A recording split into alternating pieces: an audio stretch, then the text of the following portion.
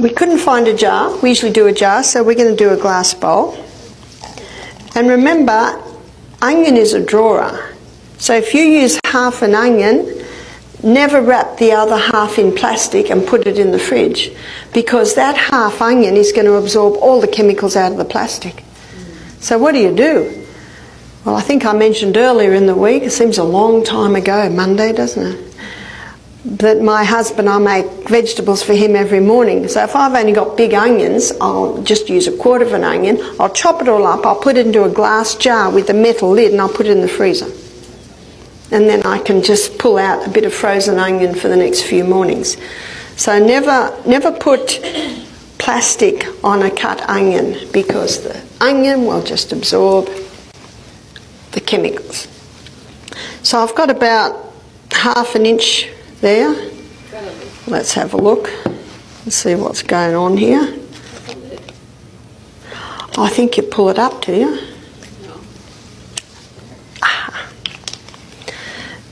And then you put approximately a teaspoon of honey over that, and then you put another layer of onion. And so what you do is you layer the onion and the honey until you've filled your jar or used up all your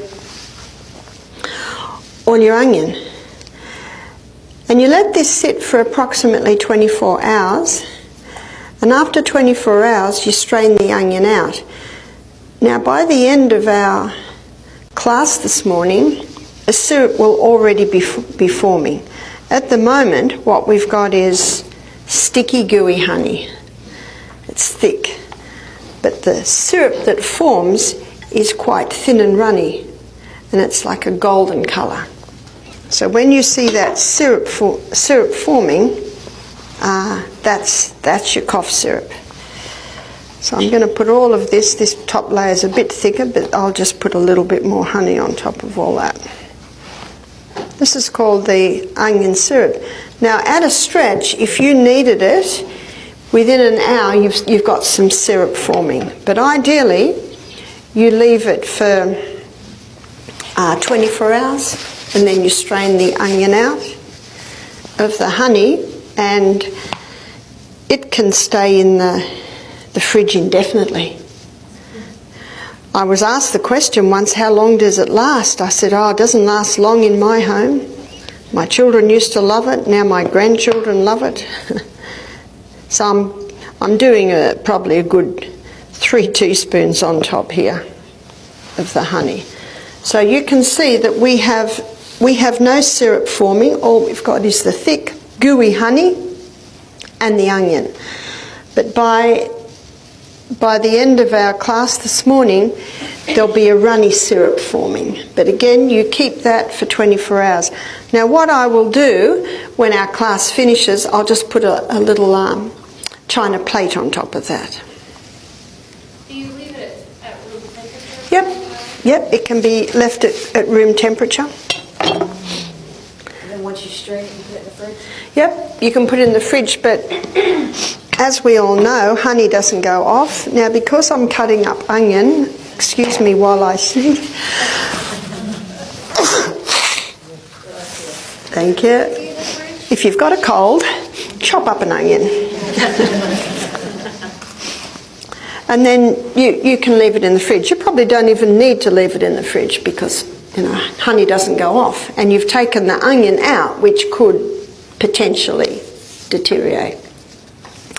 So that's what you do with onion. The next one we're going to look at is garlic. And I'm going to write up a recipe for the flu bomb. And the flu bomb is something that you can take if you have sinus, if you have a cold, if you have a sore throat, if you have bronchitis, pneumonia, any type of flu. You could almost call it the COVID bomb. So it's a flu bomb. It's for any type of respiratory. And the number one ingredient in the flu bomb is garlic. And I'm not going to put an amount on that because, and this is, by the way, 1 dose, because some people can handle a nice big fat clove like that. Some people can only handle a little bit. If someone's got a tender stomach, they might have a bowl of soup before they have the flu bomb. So garlic, and it's crushed, or this grater that I have here, you can just grate it up on that grater. That does a nice grate. The second ingredient is ginger, and it is finely grated, and it's usually about a quarter of a teaspoon. The next two ingredients are, first one is eucalyptus oil. And eucalyptus oil, there's definitely amount here, 1 drop. One lady got this recipe and she said, I bought the eucalyptus oil but I can't use it. I said, why not? Well, it says not fit for human consumption. And I said, well, that's if you're drinking half a cup. We've got a bit of common sense there. Do you know, an old remedy, and an old lady, I was only in my 20s and she was in her 80s, she said, I was one of about 8 children, and if one of us got a cold, we all had to line up. Mum had put a few crystals of sugar on a spoon and a drop of eucalyptus oil, and we all had to have a dose. She said it was very effective. None of us got the cold. So it's just 1 drop of eucalyptus oil. If you don't have eucalyptus oil, you could use tea tree oil. The next ingredient is cayenne pepper. I'm not putting an amount on this. Some people can handle a shake. Some people can handle half a teaspoon. Occasionally you might find someone who can handle 1 teaspoon. I can't quite handle that. So these two, it's just whatever you can handle.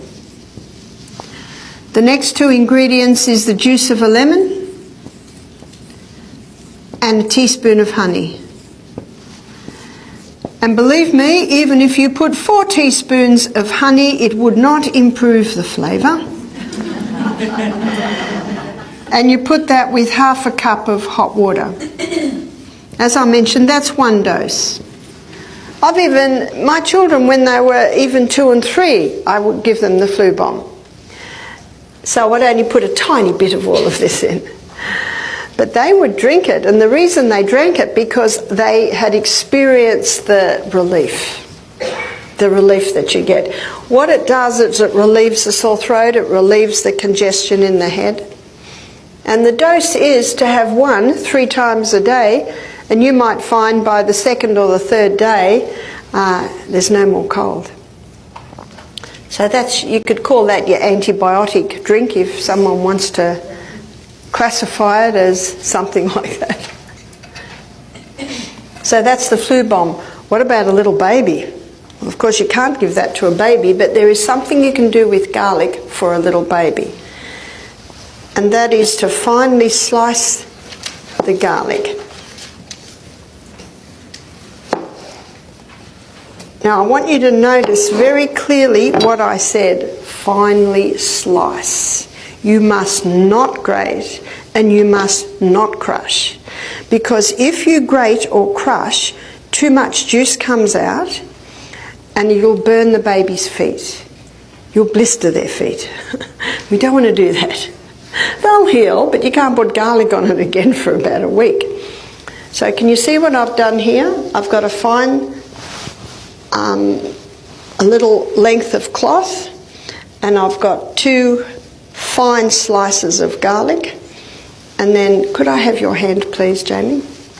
And we're going to pretend Jamie's hand is her foot again. The garlic does not touch the feet. So this is a little foot.